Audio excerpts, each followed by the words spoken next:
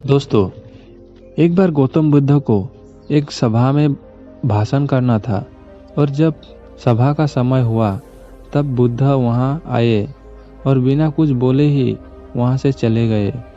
तकरीबन 100 से भी ज़्यादा लोग बुद्ध का उस सभा में इंतजार कर रहे थे और बुद्ध के इस तरह के व्यवहार को देखकर सभी लोग बहुत चौंके, लेकिन किसी ने भी बुद्ध से कोई भी प्रश्न नहीं किया।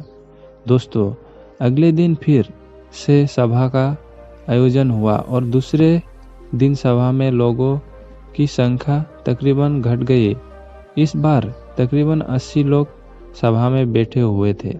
बुद्ध सभा में आए, लेकिन इस बार बुद्ध ने वही किया, यानी बुद्ध इस बार भी आए और बिना कुछ बोले ही वहां से चले गए। लोगों दोबारा से चौंके, लेकिन किसी ने भी बुद्ध से कोई प्रश्न नहीं किया। अगले दिन सभा का आयोजन फिर से किया, लेकिन इस बार सभा में लोग की संख्या और घट गई। इस बार सभा में केवल 50 लोग ही आए हुए थे। बुद्ध सभा में फिर से आए और उन्होंने इधर उधर देखा और बिना कुछ बोले ही सभा से चले गए। उसके बाद कुछ लोग क्रोधित भी हुए, क्योंकि लोगों ने अपना काम छोड़कर आए हुए थे, लेकिन किसी ने भी बुद्ध से कोई प्रश्न नहीं किया। अगले दिन फिर से सभा का आयोजन हुआ। दोस्तों, आप लोग जो इस कहानी को सुन रहे हो, आप में से भी कुछ लोग मन ही मन ये कह रहे होंगे कि और कितने बार सभा का आयोजन होगा। और आप लोगों की भी इस कहानी को सुनते वक्त इरिटेशन होना शुरू हुआ होगा। और जिन जिन लोगों को भी अभी इरिटेशन होने शुरू हुआ है, उन लोगों को तो ये कहानी बड़े ध्यान से सुनकर समझना चाहिए, क्योंकि ये कहानी आपके लिए ही है। अगले दिन फिर से सभा का आयोजन हुआ, लेकिन इस बार सभा की संख्या और ज़्यादा घट गई थी। यानी इस बार सभा में सिर्फ 30 लोग ही थे। फिर से उसके बाद बुद्ध सभा में आए, मुस्कुराए और फिर से बुद्ध ने वही किया, यानी बिना कुछ बोले ही वहां से चले गए। इस बार भी लोग बहुत क्रोधित हुए और इस बार लोगों ने पीछे से कुछ कहा भी और बड़बड़ाया भी, लेकिन बुद्ध ने उनके किसी भी प्रश्न का उत्तर नहीं दिया। दोस्तों, अगले दिन फिर से सभा का आयोजन हुआ और इस बार लोगों की संख्या बहुत ज़्यादा घट गई थी। यानी इस बार सभा में कुल मिलाकर 15 लोग ही आए हुए थे।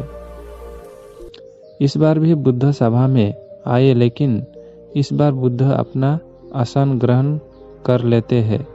फिर बुद्ध बोले और बुद्ध ने उन 15 लोगों को उपदेश दिया और वो 15 लोग ही बुद्ध को भिक्षु बन गए और आगे चलकर उन 15 लोगों ने ही बुद्ध को ज्ञान को अलग अलग दिशाओं में फैला दिया। फिर एक दिन बुद्ध से किसी ने पूछा कि बुद्ध, आप कई दिनों तक बिना बोले ही सभा से क्यों चले जाते थे? फिर बुद्ध कहते हैं, मैं उन लोगों को खोज रहा था जो लायक थे। यानी कि पहले दिन 100 से भी ज़्यादा लोग आए हुए थे। उसमें से ज़्यादातर लोगों सिर्फ आए हुए थे। उन्हें मेरे उपदेश से कोई भी मतलब नहीं था, वो बस आ गए थे। और उसमें से ज़्यादातर लोग सिर्फ देखने और सुनने आए हुए थे कि सभा में क्या होता है। वो मेरे काम लोग नहीं थे, क्योंकि वो मेरे ज्ञान का औरों तक नहीं पहुंचा सकते थे। मुझे तो उन लोगों की खोज थी जो मेरे ज्ञान को जन जन तक पहुंचा सके। कई दिनों तक सभा से बिना बोले ही मैं इसलिए चला गया, क्योंकि मैं ये देखना चाहता था कि वो कौन लोग हैं जिनके भीतर वास्तव में प्यास है, जिन लोगों को भीतर में वास्तव में प्यास थी, वो लोग अंत तक जरूर रुके, और जो लोग बस ऐसे ही आ गए थे वो लोग पहले या दूसरे दिन ही चले गए। जिनके भीतर धैर्य था उन्हें मुक्ति का मार्ग भी मिला, और जो लोग जल्दबाजी में थे वो लोग अब घर में बैठे हुए हैं। सवाल ये नहीं है कि मैं तुम्हें क्या दे सकता हूँ, बल्कि सवाल ये है कि तुम क्या ले सकते हो। तुम्हारा प्राप्त कितना बड़ा है और कितने के तुम हकदार हो। जितने को तुम हकदार हो उससे ज़्यादा तुम्हें नहीं मिलेगा। फिर वो व्यक्ति बुद्ध से पूछता है कि बुद्ध लायक कैसे बने। फिर बुद्ध कहते हैं कि धैर्य का द्वारा जिस व्यक्ति का अंदर धैर्य है वो अपने जीवन में कुछ भी पा सकता है। सभा में जितने भी लोग आए हुए थे और उसमें से अंत तक वही रुके जिनके अंदर धैर्य था। चाहे तुम्हारे जीवन में तुम्हारा लक्ष्य जो कुछ भी हो, लेकिन तुम बिना धैर्य के सफलता के चरम तक नहीं पहुंच सकते। फिर वो व्यक्ति बुद्ध से पूछता है कि कोई व्यक्ति अपने भीतर की धैर्य कैसे बढ़ाए। बुद्ध कहते हैं कि निरंतर अभ्यास के द्वारा हम अपने भीतर को धैर्य को बढ़ा सकते हैं, जिससे कोई व्यक्ति जब ध्यान करना शुरू कर देता है तो उसके मन सामने कई सारे अड़चनों लाता है, लेकिन उसका धैर्य उससे एक दिन उसके लक्ष्य तक जरूर पहुंचा देता है। फिर वो व्यक्ति बुद्ध से कहता है कि मैं समझ गया बुद्ध, मैं समझ गया, यानी मुझे धैर्य के साथ निरंतर अभ्यास करने की आवश्यकता है।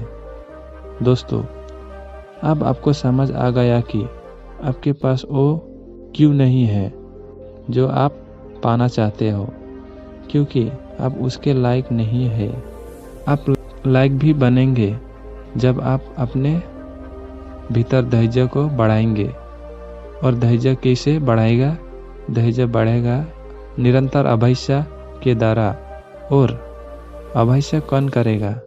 अभ्यास करेंगे आप, तो फिर करते क्यों नहीं? दोस्तों, खुद से ईमानदारी के साथ एक प्रश्न जरूर सुनिए कि जो भी आप भविष्य में बनना चाहते हैं उसके लिए क्या आप धैर्य के साथ कर्म कर रहे हैं? दोस्तों, अगर उसका उत्तर नहीं है तो अपनी असफलता को लीजिए जिम्मेदार आप खुद होंगे।